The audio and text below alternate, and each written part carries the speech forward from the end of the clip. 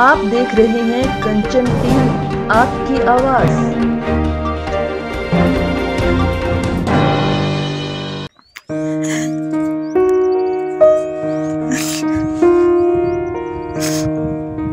मेरे घर वालों से यही निवेदन है, मेरे भाइयों से। मेरा एक लड़का मनीष छोटा है, अभी 3-4 महीने का हुआ है। थोड़ा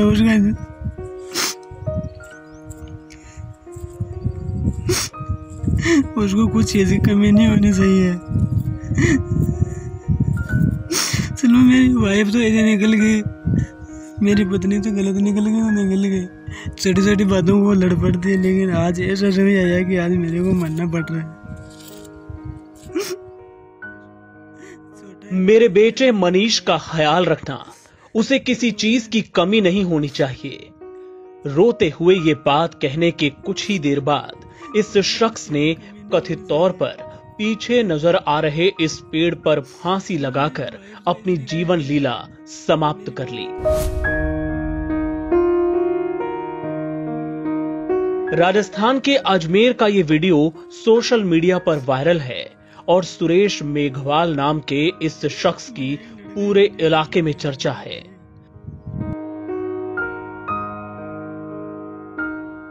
सिर्फ 26 साल के सुरेश ने मौत को गले लगाने से पहले 2 वीडियो रिकॉर्ड किए और अपनी पूरी कहानी बयां की। एक वीडियो में वो खेत में बैठा नजर आ रहा है, तो वहीं दूसरे वीडियो में उस पेड़ के ठीक सामने जिस पर लटक कर उसने अपनी जान दी। जाखोलाई गांव के रहने वाले सुरेश को आत्महत्या के लिए मजबूर क्यों होना पड़ा, इसके लिए उसने वीडियो में अपनी पत्नी के झूठे आरोपों और पुलिस के रवैये को जिम्मेदार बताया है। सुरेश ने कहा कि आज मैं जो कुछ बोल रहा हूं सच बोल रहा हूं, क्योंकि मरता हुआ इंसान झूठ नहीं बोलता। 13 तारीख की बात है भाई, छोटी मोटी बात हो गई, घर गृहस्थी में हो जाती है पति पत्नी के बीच में। तो मेरी वाइफ है, मेरी पत्नी थाने चली गई और झूठा बयान वहाँ थानेदार को दे आए। और थानेदार इतना नीच था कि वो बिना सोचे समझे बयान लिखता गया और बात को आगे बढ़ाता गया। थाना लगता है रूपनगढ़। जो उस सिम से भी मेरे पास कॉल आया और मेरे को धमकी दी, मैं वैसे कर दूंगा, ऐसे कर दूंगा, तेरे को जेल भेज दूंगा, तो तू कभी छूटेगा नहीं। तो मैं पूछता हूँ कि ये पुलिस वाले भाई क्यों ऐसा काम करते हैं, क्यों लोगों का घर बखेरते हैं? अगर इसके अंदर सच्चाई नहीं है या फिर किसी को सच्चाई नहीं समझते और नहीं बताते हैं और बिना सोचे समझे फाइल दर्ज कर लेते हैं, इसका मतलब क्या है भाई? इसका मतलब क्या है? कल मैंने खूब मना किया था, फोन आया था पुलिस वाले का मेरे पास, भाई इस फाइल को आपने दर्ज किया तो ये फाइल गलत है, झूठा है, झूठा बयान लिखा गया इसमें। और बयान कुछ भी नहीं, सिर्फ कोई खाने पीने के ऊपर बात हुई थी, उसको बढ़ा के लंबा किया गया था।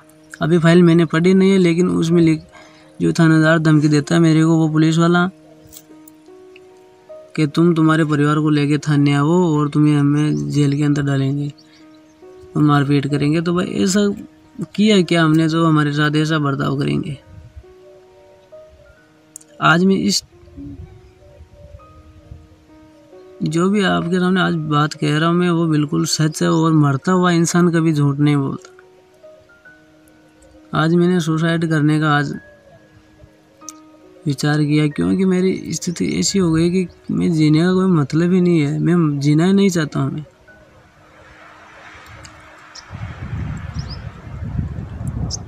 मैंने कभी किसी को दुख दिया ही नहीं, फिर मेरे जीवन में इतना कष्ट क्यों आ रहा है भाई?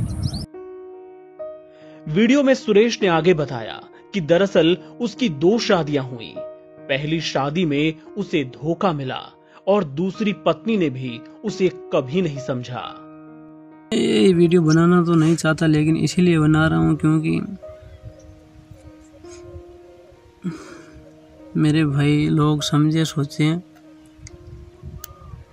और जो ये औरतें हैं, लड़कियां आजकल की, इनके चक्कर में ना आए, क्योंकि मैं आके इतना फंसा हूँ कि मैं किया तो मैं सही हूँ, लेकिन आज मेरे साथ बहुत गलत हो रहा है। मैं मेरा घर गृहस्थी बसाने के चक्कर के अंदर मेरी पूरी ज़िंदगी बर्बाद हो गई।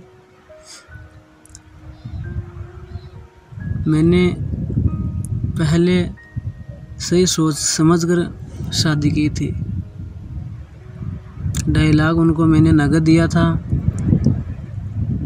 2 लाख तो मैंने एक साथ दिया था, किसी से मांग के लाया था, 50 किसी से लिया, 10 किसी से भी लिया, 20 किसी से भी लिया, मांग कर मैंने 2 लाख इकट्ठे किया। और पहली शादी हुई थी मेरी उजोली, जो पास में गांव पड़ता है। तो 2 लाख में वो माने नहीं, 50,000 मैंने अलग से दिए थे, 10 कभी 5 कभी ऐसे करके उनको 2.5 लाख पहुँचाए।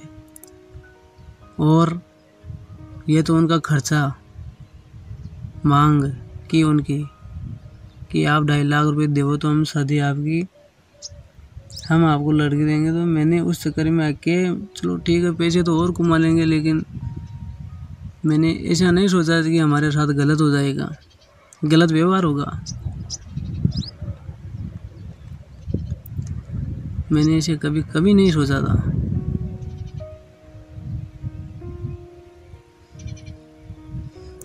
ढाई लाख नगद है, और उस टाइम की बात हाल गई साल दो करीब 1.5 साल की बात है। 2.5 लाख का मेरा गहना था उनके पास। जैसे 2.5 लाख के अंदर सब मतलब वो आ गए,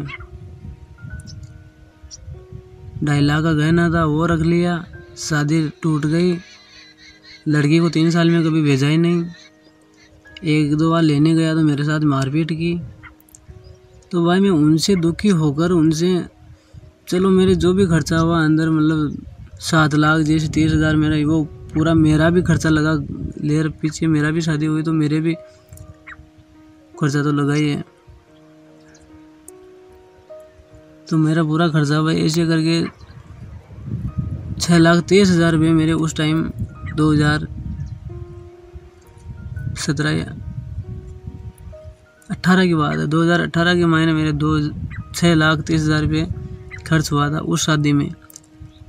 तो वो भी मेरी पत्नी मेरे साथ गलत बर्ताव की, और मेरी वो पहले वाली भी सासू अच्छी नहीं थी, क्योंकि मैं जब भी जाता मेरे साथ मारपीट करती।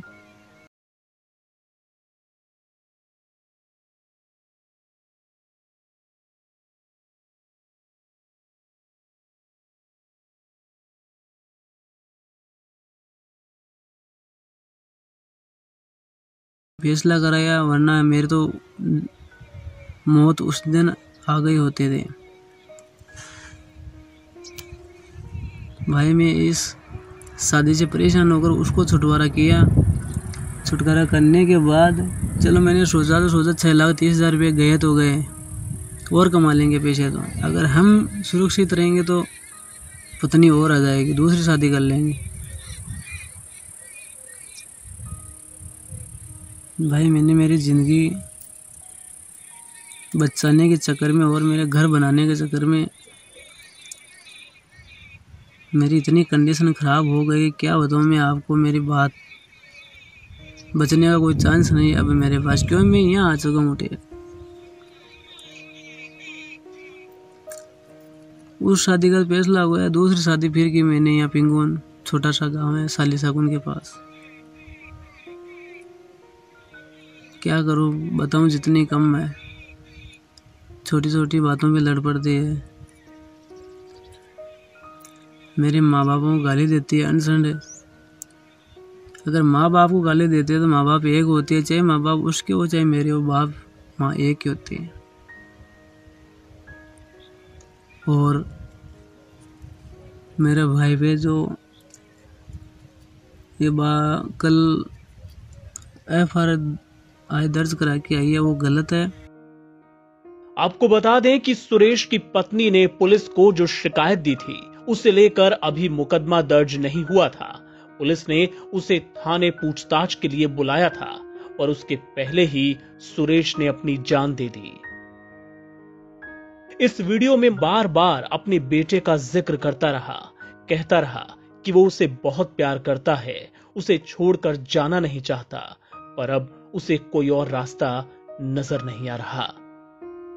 कभी किसी को दुख नहीं दिया कभी, फिर भी मेरे को आज इतना दुख झेलना पड़ रहा है।